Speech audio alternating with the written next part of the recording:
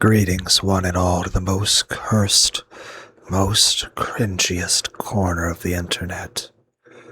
A YouTube channel content creator, actively alienating everyone in both the analog and digital world.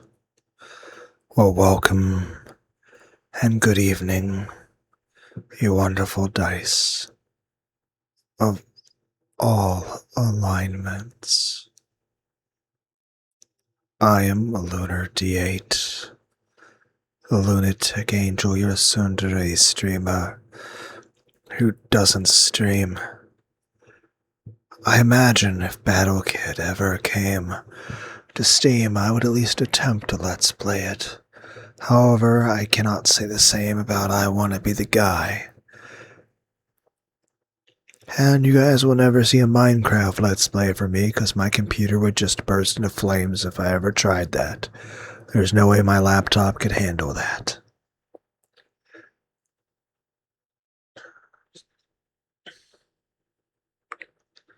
That being said, Battle Kid, Fortress of Peril, was made by a dude called Cyvac.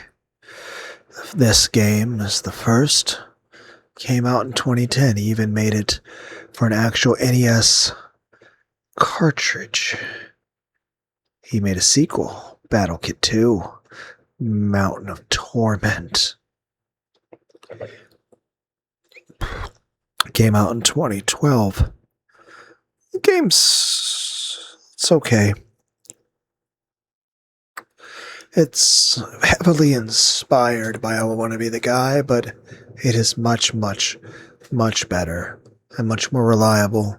Plus, while they're both difficult games, there's so many unavoidable traps in I Wanna Be the Guy to where no matter how skillful you are, there is nothing you can do. Some things you legitimately have no way of expecting. And other things, even once you know what they're there, sometimes it's more about luck and perseverance than actual skill. Not saying you don't need skill. In fact, very important. But I'm saying no matter how skillful you are, there's going to be tons and tons of, if not 90% of your deaths, are not your fault and they're unavoidable bullshit. It's part of the appeal of that game. However, this game, Battle Kid, both of the games, everything is designed to be straightforward and very fair and very consistent. Which means if you are a skilled person, even if it's your very first playthrough, it is hypothetical that you could play the whole thing and not die, provided you have enough skill to do that. Most people, myself included, do not. It is a good game.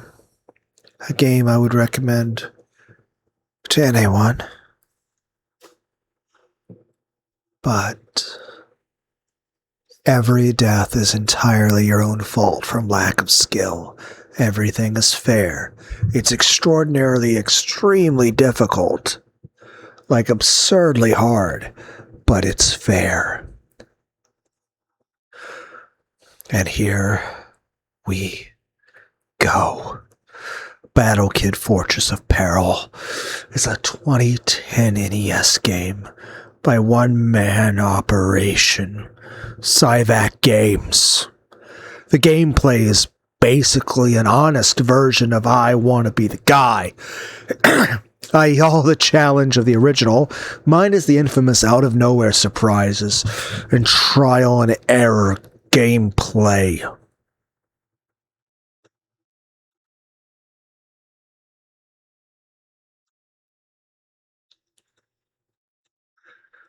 With heavy Metroidvania elements, Metroid, Mega Man, Castlevania. It uses an 8-character password for continuing unless you're on one of the difficulty levels that doesn't let you continue.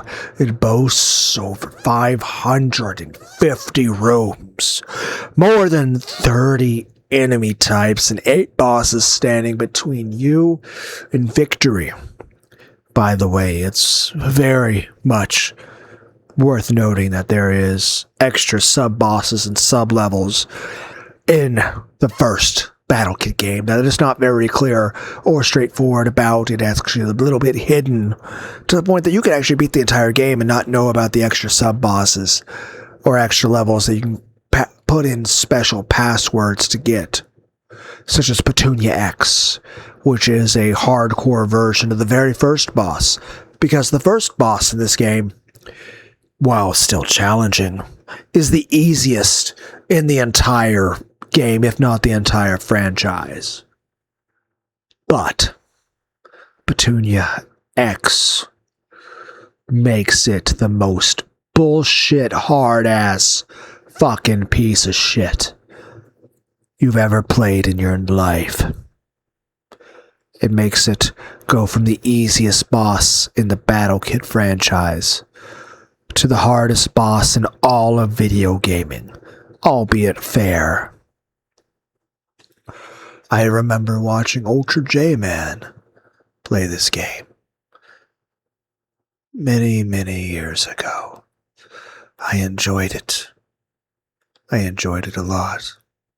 I enjoyed watching Ultra J-Man and Rom Scout play How to Be a Complete Bastard. Yes, that's an actual video game. Proton John, Kaizo Mario, Lunar Magic, Rom Hex, Mario, Slow Beef and his friend playing Dead to Rights. Not only the first Dead to Rights, but Dead to Rights, not 2, but a reimagining called Dead to Rights Retribution. And I'd say this, even if you watch the entirety of one of their playthroughs of one of those games, you still very much would benefit from watching the other one. It's hilarious. I do sometimes wonder what it would be like to, if those individuals were to play any of the modern video games.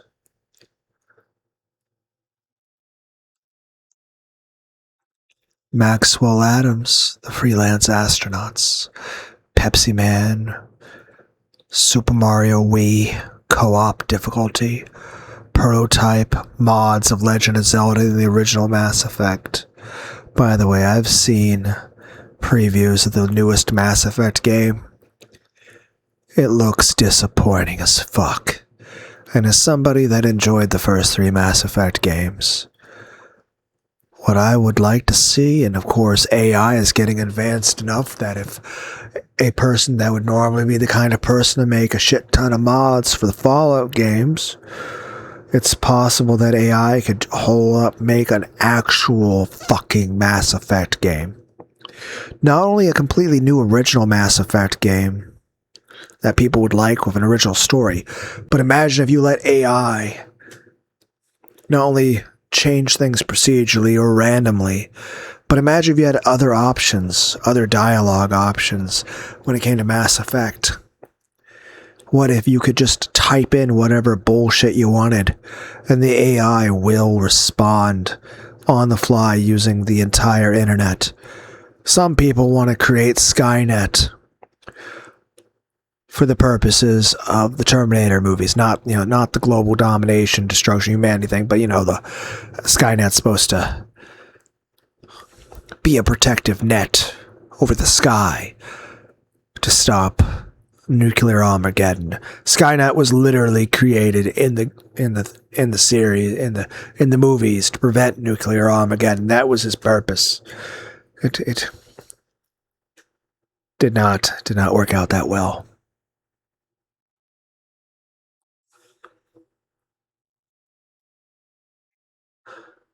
And yet I'm like, hey guys, let's have AI so we can make Grand Theft Auto 7 before GTA 6 comes out.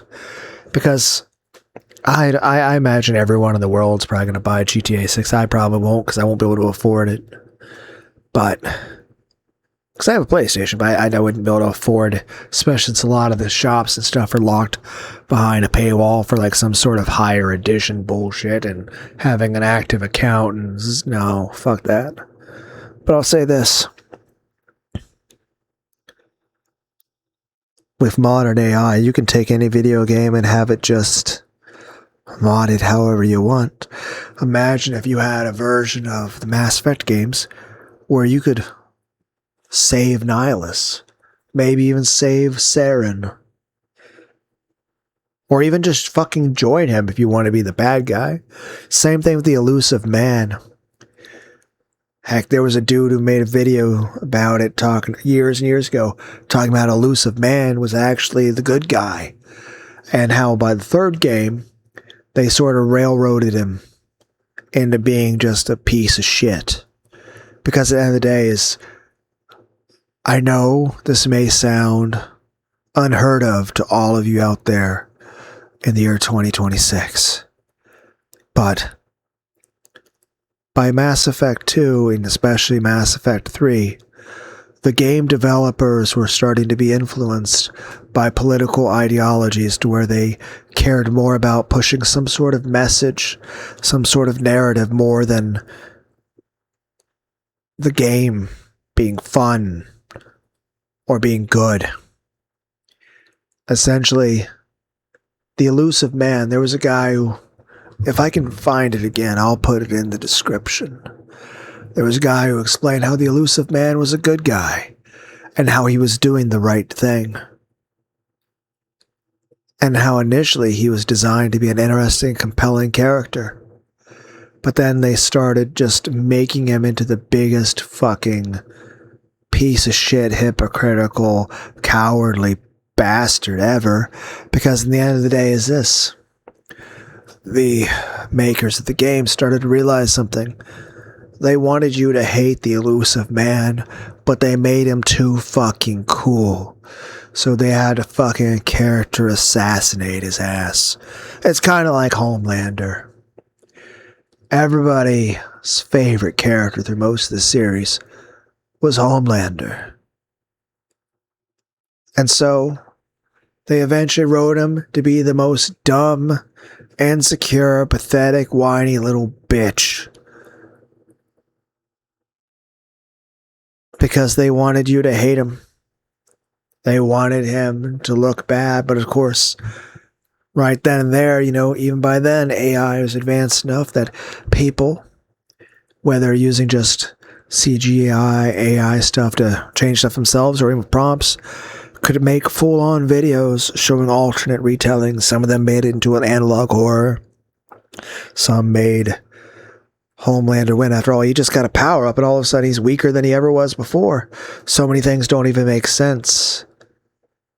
And a lot of things are played just because they want you to hate the character, or they want you to hate. So it's like, heck, there was even people that made versions of it where Homelander still lost, but then right before he got killed, Soldier Boy shows up, saves his life, and basically takes him and just puts him in the cryo thing and say, okay, the world's not ready for you yet. With the idea Soldier Boy's going to let Homelander, John, out in 100 years when everyone doesn't really remember Homelander anymore. Which point Homelander can live a normal life as a person without powers, not being held back by everything. And again, I've had a little bit of discussion on things in the community posts I had about that. And yeah, every version of Homelander, even the version that we all wanted to see, let's be clear, is still an irredeemable piece of shit. He's done really bad things. He's a bad person. But you shouldn't have to just write a character into a corner because you want people to hate him, or because he's supposed to represent some political ideology or politician that you don't like. So you're trying to write a character like your own form of masturbation. Like, haha, see how terrible this person is that I wrote to be this way? But I mean, I guess in the end of the day, that really doesn't matter. I mean, if there's enough people that want to see that and would enjoy it, then of course, sure. I mean, after all, you're writing something based on an audience. That's how you make money. Thankfully, I don't have to worry about that. I'm not trying to make money. So I can be myself, aka the most unlikable person on YouTube. I am boring and annoying, and everything I say just makes everyone just not respect me or like me. After all, I can say, I don't really remember what a hug feels like. And everyone's probably just going to consider me a loser for that and probably feel like, oh, well, you don't deserve a hug, Lunar. So, what's it fucking matter? But, getting off topic. Though I still have to say my favorite part of the boys' season finale is when Homelander said it's Morbin time and then fired a Kamehameha.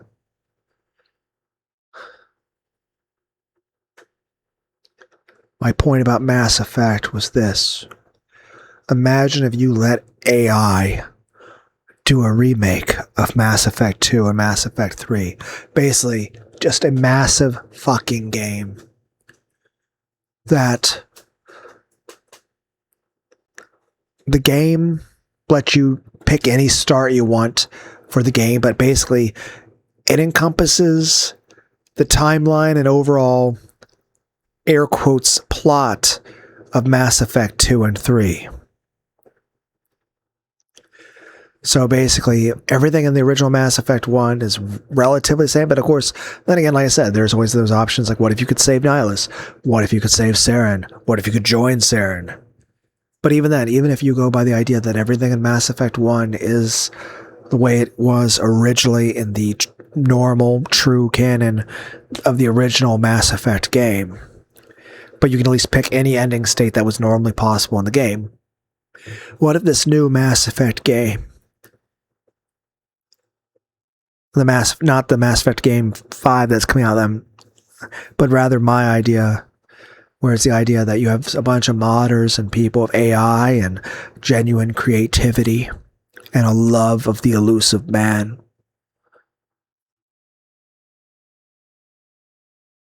People that understand and sympathize with Tim. T-I-M, the elusive man. 1. It covers the general ideas and feel of Mass Effect 2 and 3. But there's many things we can change. For example, there's some characters that people just fucking hate, that are just dumb, that don't need to be shoehorned in. They can still be available, but you don't have to get them if you don't want.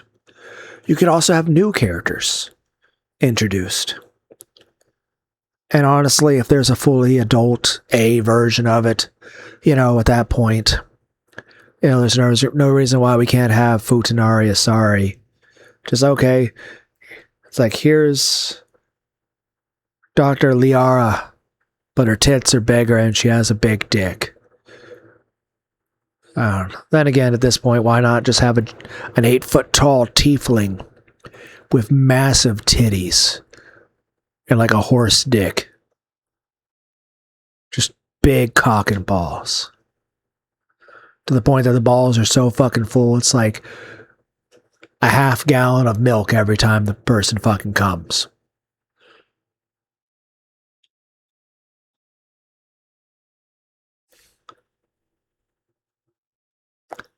I'm just imagining that hentai version of the game. But, not like fucking low-end fucking Steam version, like, indie adult game. Actually, like, imagine if a massive studio, or at least the equivalent of what a massive studio could do, imagine a professional-looking Mass Effect game that's even better, more higher budget than what all three of the original Mass. Like, imagine if AI modders and people that are game developers who had a love for the original Mass Effect, who think the elusive man was fucking awesome, and who felt very disappointed by Mass Effect Andromeda as being the most bland, boring, stupid, nonsensical game that felt like an action game without the action, or the game, or anything that fucking is interesting. It's like, if I play a fucking video game, I want you to fucking excite me. I don't want to be bored as fuck with your game to where I'm like, this is not interesting to me. And it's just, I don't know, maybe it was just me. I did not find Mass Effect Andromeda interesting. I will say this. I did like the soundtrack for the original Mass Effect game. Imagine if you had AI, you could just type in whatever fucking things you wanted, and the game would just adapt to it. Imagine all the sorts of crazy mods people could have for it, or even if you just had an AI. But I'm just saying this. Imagine if you had a group of people with advanced AI, professional modders, with, heck, imagine actual game studio people who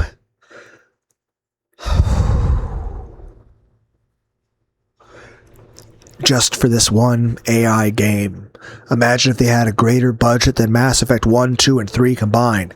Heck, imagine if you put Raging Golden Eagle at the head of that fucking development team and gave them complete fucking creative freedom to do fucking anything. There is no fucking FCC. There is no worrying about ratings and shit like that. And again, I'd be fine with an adult-rated game. After all, I'd just show up to fucking Walmart with my fucking,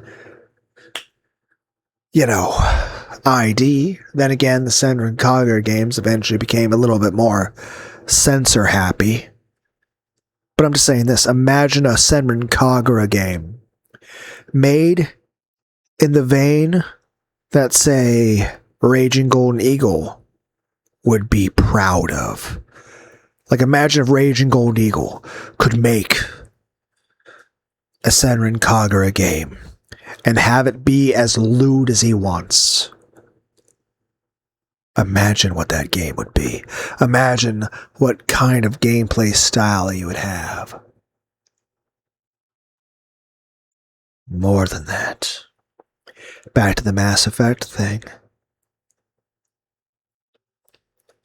What if we wrote the game to where we didn't make the elusive man a fucking dumbass? We kept him be smart, methodical, exacting, and patient mastermind that he is. What if we don't write him into being a villain? What if we can actually side with him? What if he doesn't betray us to the Reapers? What if, after spending all that fucking time, money, and effort to bring fucking Shepard back, he just didn't betray Shepard over a nonsensical...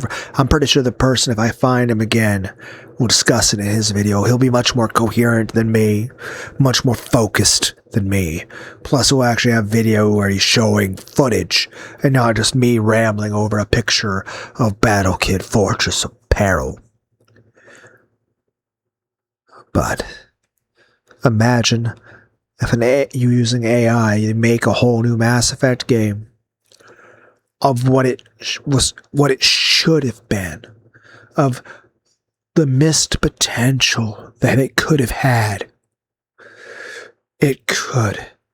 I'll say this. I don't really have a lot of expectation or hope for the Mass Effect 5. But I'll tell you this. I feel an AI remake with a high budget, with professional game developers and advanced AI doing whatever with complete creative freedom. We have perhaps some very interesting people, such as Raging Golden Eagle, thrown into it, allowed to make any type of game they wanted with unlimited resources, money, and AI. I trust that vision. In fact, provided I can find him. The guy who narrates the video that I put the link to in the description. I think he should also have a very, very high role in it. I think him and Raging Golden Eagle would get along. And at least share most of what my vision is for it. After all, my vision is just largely a lot what you'll hear him say in the video that I'm going to link. Now, obviously, there are some hentai elements that perhaps he wouldn't agree with, and that's fine. Not everyone likes the same flavor of ice cream as me. That's fine.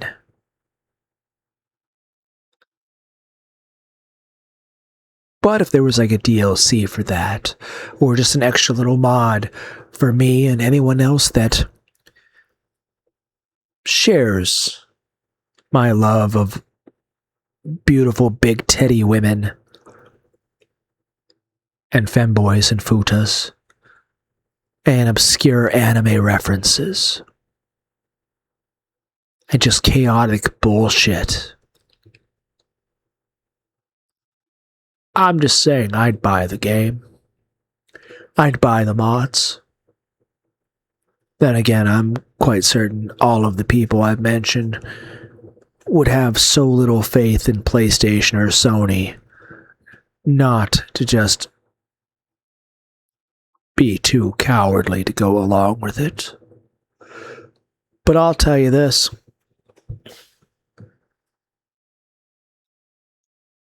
I am the kind of person that would definitely like a mod of Stellar Blade. Heck, there's a new Stellar Blade coming out. What is it, like Stellar Blade Heavy Rain or something? I don't know. Heck, imagine Bayonetta, but you know, more tits and futa. Just imagine Stellar Blade, but her tits are bigger and fully naked, more jiggle physics, and she's got a cock and balls. Okay, aside from me making shit outright, hentai, ecchi, fan service to an extreme, I'll say this, I definitely like my some fan service, but I understand Raging Golden Eagle may have different threshold for what is acceptable. Like, I feel like the amount to which I like hentai, I feel like individuals like Raging Golden Eagle or Rev Says Desu or Chibi Reviews or Hero Hey would probably consider me a degenerate and would probably consider the level of lewdness that I enjoy to be too much even for them. So, they would probably hate me and think less of me for that.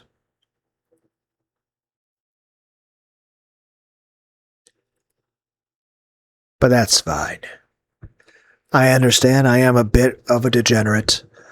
I mean, heck, I like things like hand-holding and hugs and cuddling and going for walks and taking showers with people. Did you guys know there's a new Tenchi anime coming out? It's a sequel to Tenchi Universe. I had a big crush on Mihoshi Kuramitsu and Washu and Ryoko growing up. I really liked Ryoko's voice. Then again, Asuka Langley Sauryu, she's pretty. But again, I'd be remiss to say that I'm not imagining a version of her that's older, taller, has giant tits, and is a horny futo with an erect foot-long dick. And just giant nuts. And again, everyone's like, what the fuck are we listening to? I'm like, I don't know. I just talk about random bullshit. This is a place for me to talk without a filter. And I feel like most people, especially the people that I don't know,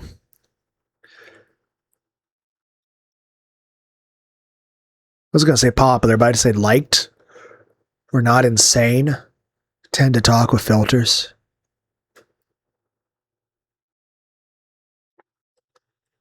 To be fair, I'm not going to walk around a Walmart and go up to people and start talking about tentacle hentai. But I will have that discussion with all of you.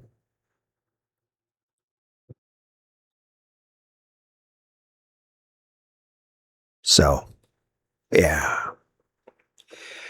My point is this. I want to see the person that I link in the description of the video. Granted, this is impossible, would never happen, but I would like to see the person who made the video that I am linking in the description have millions and millions of dollars of a budget to make a new Mass Effect game, and for them to have people like Rage and Golden Eagle work with it on them. For them to have complete creative freedom, that the government doesn't try to get in their fucking way about shit, and they can make the game that they think is good. Granted, I can give my odd little suggestions, but it's just an issue of, hey, can I have a gun that does this? Can I have big titty anime girls over here? You know, that's also the thing is this.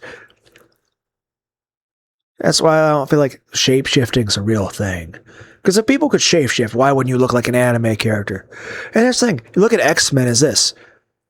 They just look like other X-Men. Imagine, like, Mystique shape-shifting into an anime character. Like, imagine a real-life, IRL, live-action X-Men movie. You're like fucking Patrick Stewart, and I think we have Gandalf that plays Magneto. But you have these people. And again, I have to say, the plot of the Doomsday movie that's coming out this December, it's just the plot of Marvel vs. Capcom 1, the video game. The original video game, the original fighting game, the original Marvel vs. Capcom game. That's the story for the most part. Heck, again, I'd have to say, like, there's a new Dead or Alive game. Like, I feel like, one, I'm hoping it's a good game when it comes out. There's going to be a brand new Dead or Alive game coming out for the PS5. And I already want them to have big tits and good jiggle physics in it. But I feel like I would want a mod for it. Not that the PlayStation would have a mod, and I'd never be able to make my fucking computer work with shit. But just bigger tits and futa. Heck, it doesn't even have to be super explicit or anything. Like, have a woman that looks beautiful as fuck, get bigger tits, and just design the pants to have a little bit more of a bulge. But have it be realistic. It doesn't need to be comical, because at some point it goes from like being erotic to it's just nonsensical. Like, there's a point where it crosses the line, like, especially like where it's like, okay, here's a cool gun. That's cool. But now why does it have like 20 barrels on it or something? It's ridiculous. Like, you can definitely go to an extreme to go for like, yeah, that looks cool, to like eventually like, it's just dumb. I want it not to be dumb. I don't know. It's just, you guys know what I'm about. You guys get the idea. But that's the thing. The person I have in the link in the description, I'd like to see what would happen if they had the ability to make their own Mass Effect game and have it look as professional as the original trilogy. And what they would do if they could change the dialogue and story to anything they want, especially since they've probably had more time to think about it since they made the video. So, if you can, watch the video in the description. It's a much more entertaining video than whatever the fuck it is listening to me. Like, with me, it's more so like I'm imagining like a bipedal humanoid Pinkie Pie and Rainbow Dash with impossibly big titties that are super perky and just a giant cock and balls. And I have to say this, like, there's some criticism, like, there's apparently some YouTubers out there that are talking like horse cock and shit like that. I'll say this. If you like horse cock, part of it, like an actual horse that's sick and that's disgusting, and that's bestiality, and that's just sick as fuck, and you're gross, that's gross and disgusting. But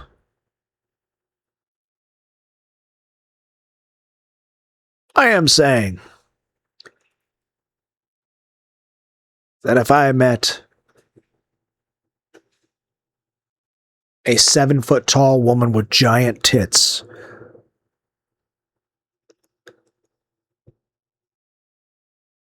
I'm just saying, normal cock would be better. Human cock's better. But I'm just saying, then again, in hentai, it's aesthetically interesting.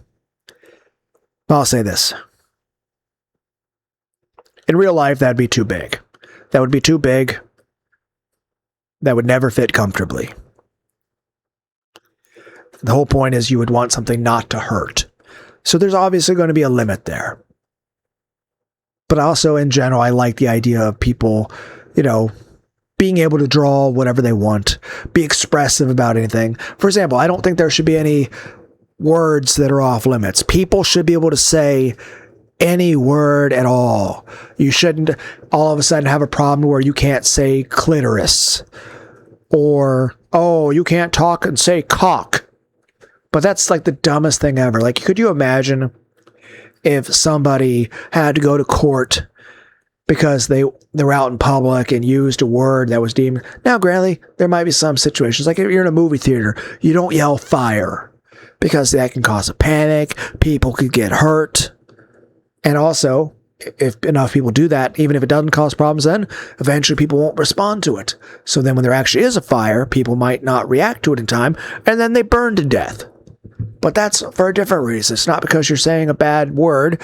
It's because it's the same way like you're allowed to criticize people. It's fine. For example, any politician or leader, you can criticize them and say you have a problem with their policies.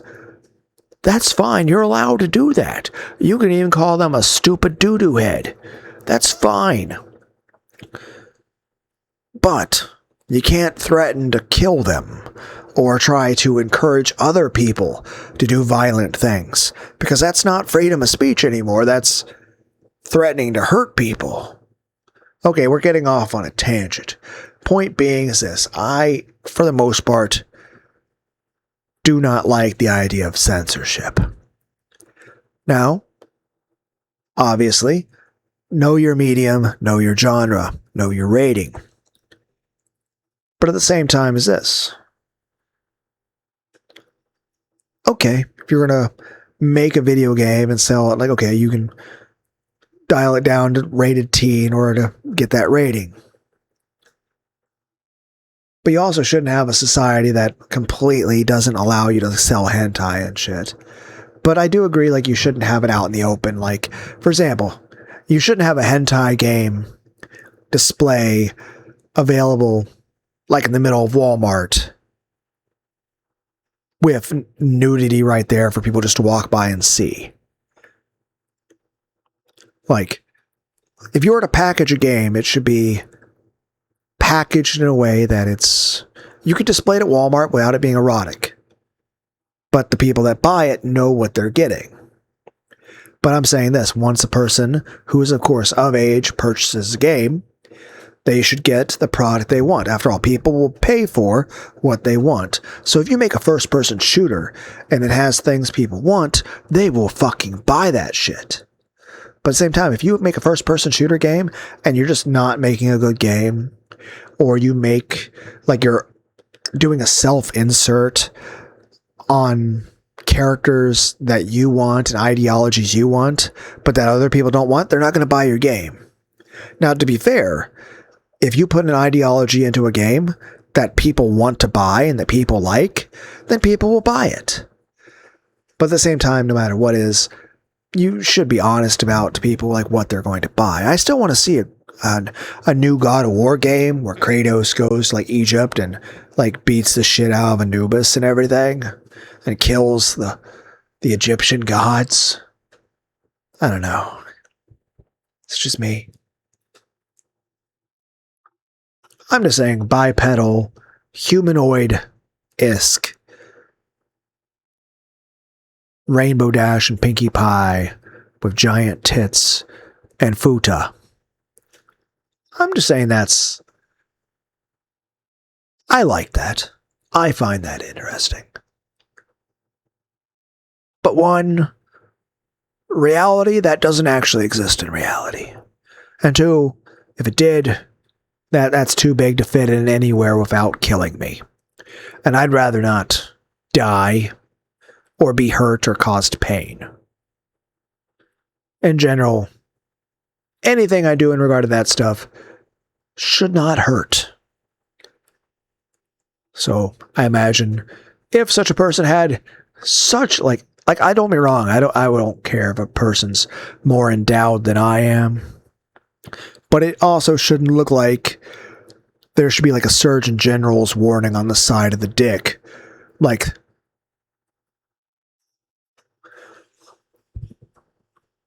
I don't know. Maybe that applies to tits too. Like, for people out there that like tits, is there a limit to like what size is too big? Like, or like if you suck tits that are too big, are you going to start to suffocate?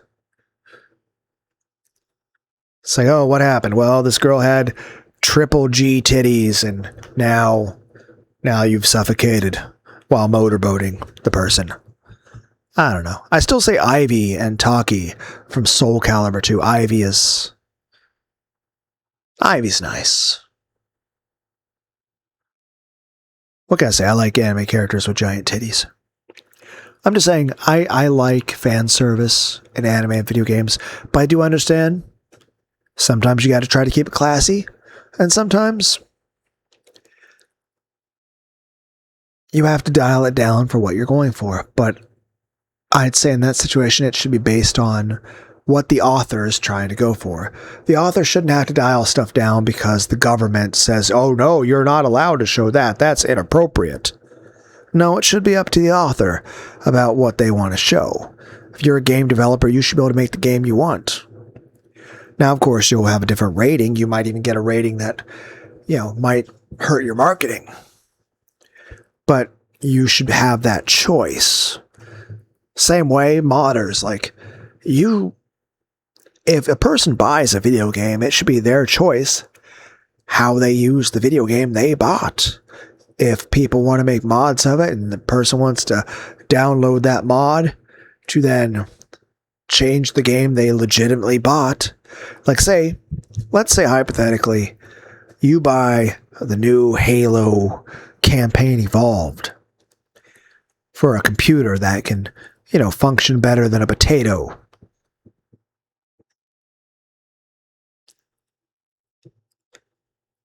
You should be allowed to use mods. Like, if you are a person, you bought Halo, you paid money legitimately and purchased the game, you should then be allowed to use third-party mods to have Cortana have giant tits and be fully naked. You should be able to mod in tri-wielding bullshit, custom levels. You should be able to mod in fucking Mickey Mouse with a lightsaber.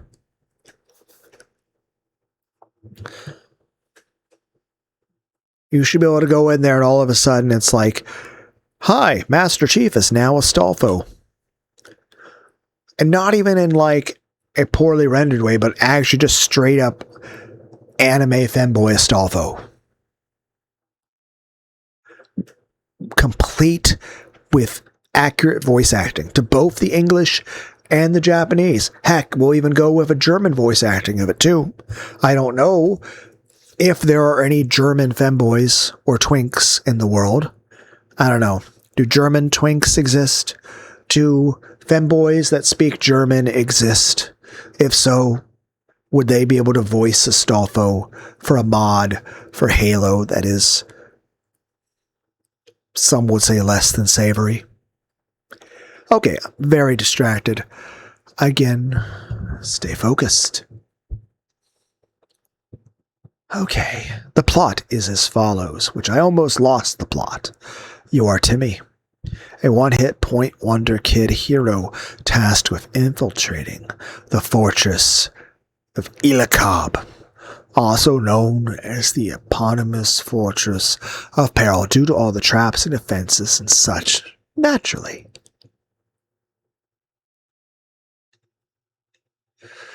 In order to prevent a humongous mecha from being built.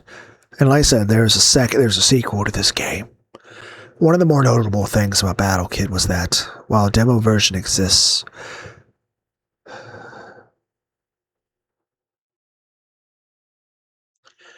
A wizard did it. Wizards constructed the Fortress of Peril and its defenses long ago.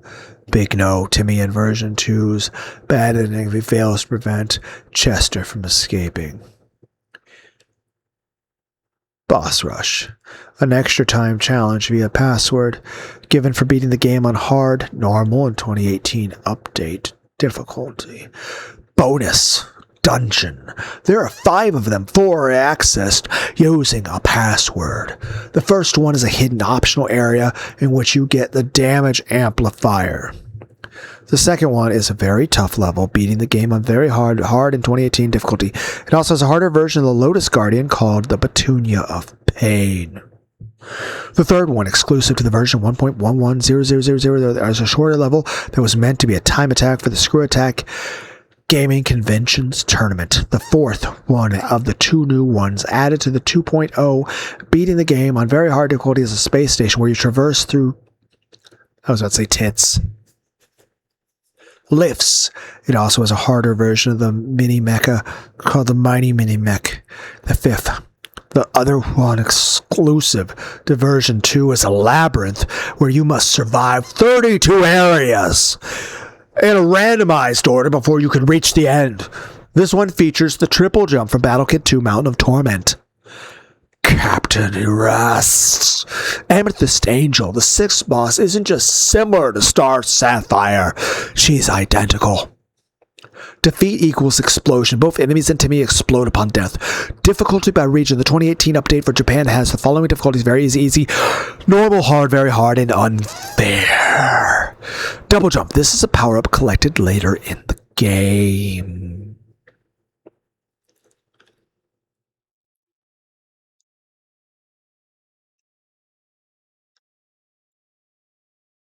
Kaizo Trap. Platform hell. Hey, this particular plumber looks familiar.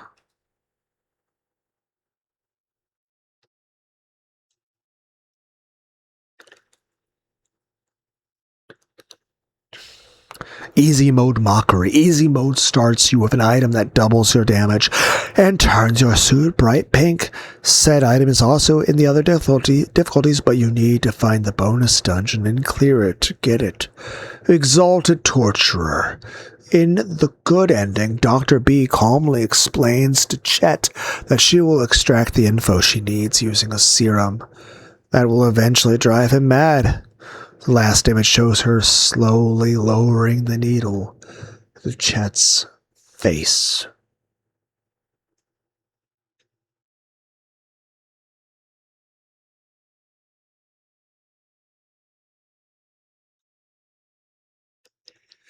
Bah! I had to double check OBS, Chad.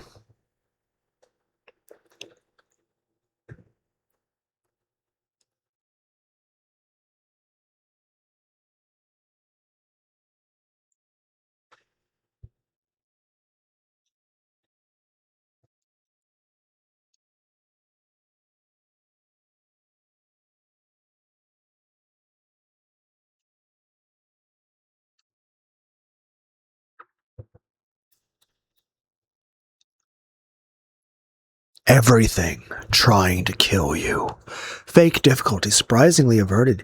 Given its major sources of inspiration, it's stupidly hard, but honest. Final death mode. Playing on unfair difficulty gives you 1 life, no continues, and no password saving. You have to beat the whole game in one sitting without dying a single time. Fanfare. Plays after beating any boss. Good is not nice. In the good ending, Timmy decks Chet in the face after capturing him. Handwave. Timmy's mentor, Dr. Byers, constructed the suit he uses as a prototype after reverse engineering some of the technology the wizards left behind.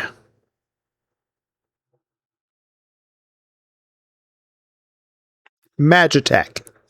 In the Fortress of Peril, it can be upgraded, but she couldn't quite figure out the technology behind the upgrade cards to make any herself. However, it should still be compatible with any pre-existing upgrade cards Timmy happens to find within the fortress. Oh, Tim, like the illusive man.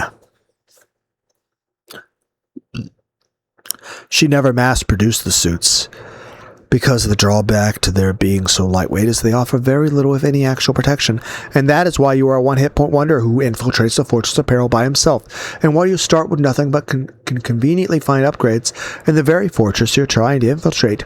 This is perhaps the closest you will find to a legitimate story explanation for the various Metroidvania gameplay mechanics in the entire genre.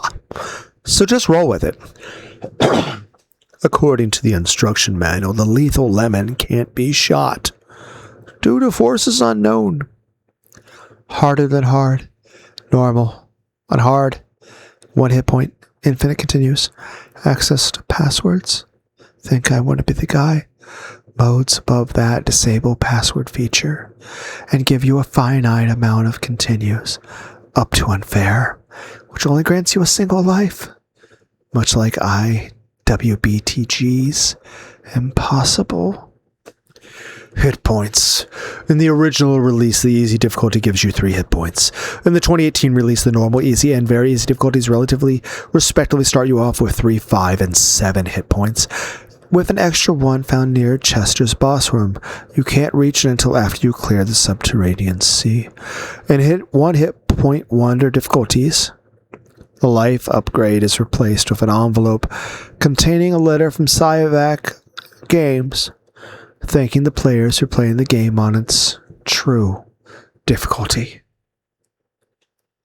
Timmy dismisses it as garbage and shoots it 99 times. Item get!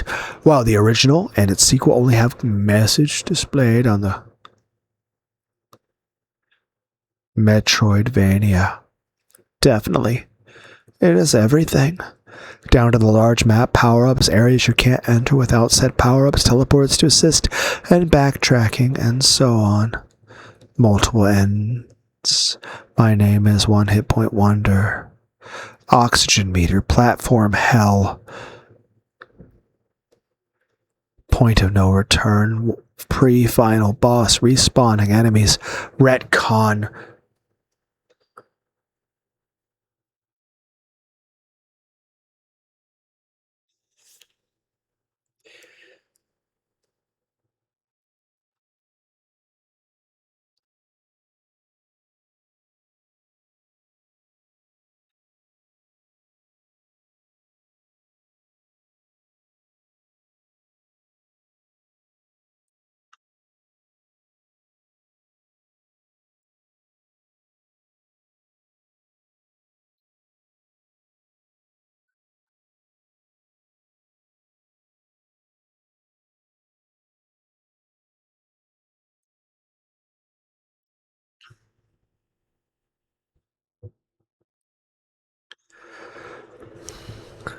As I've mentioned before, you ever want me to come back to any of these things, feel free to ask. If there's a game or a media or movie or anime I started reading tropes for and I just sort of either got distracted or quit, let me know you want to hear me talk about it more. Also, let me know if there's just something you in particular are interested in. A trope or a media. And of course, we can always, at your request, I can come here and look at random medias or random tropes. Random media, I do this, and I click this, and it shows us a random media. Random music, random person. So an actor, a director, movie, anime, video game, webcomic. It's literally infinite. We could just click this forever. There's billions and billions and billions. There is so much of this that even AI wouldn't be able to read all of this. There is so fucking much. And we could just do this. I mean, heck, even I don't even have to just read anything. I could just click things over and over. And we would never run out of media, even just doing this. I'm not even stopping to read them. I mean, I'm lightly taking it in, but we're not, full on reading it out loud. But I could do this for fucking eternity.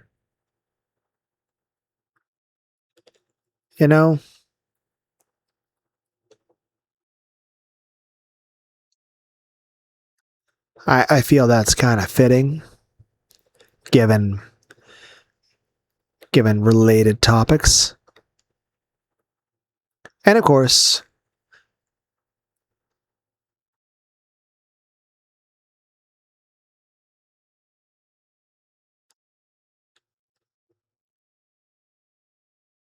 random tropes. Media is, it's funny. Media means like the way in which you're conveying. Media means a story that's being conveyed. So it can be a movie, anime, it's all media. All of it's media. Comics are media. Web comics are media. Novels are media. Video games are media. Now, a medium is a type of media, or like it's basically the method of conveying the media. Or like novels are a media. Well, all of these things are media, but are you conveying the story? Like the media, think of like media, like Batman is a media, right? And all of the examples of Batman, whether it's comic, movie, all of it's media. But medium is the method of conveying the media. This is more like describing the difference between mass and matter. So video games are a type of medium that conveys the media of Batman. And then, of course, you have genres, horror, comedy, basically the overall themes and tones of whatever the fuck you're trying to do. And tropes are storytelling devices that make up the story. But yeah, we could also just click infinite story tropes.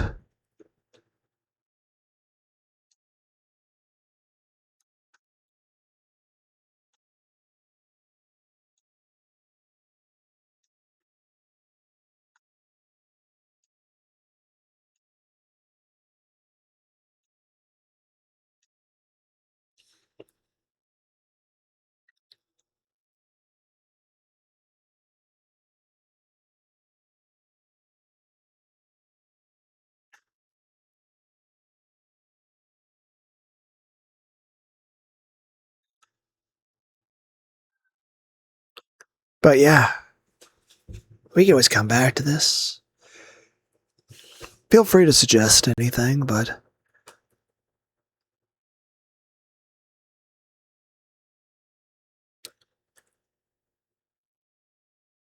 I am imagining the jiggle physics on her tits. I know this anime.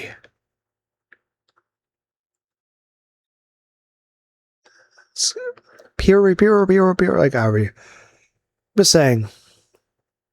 It's a very morbid anime.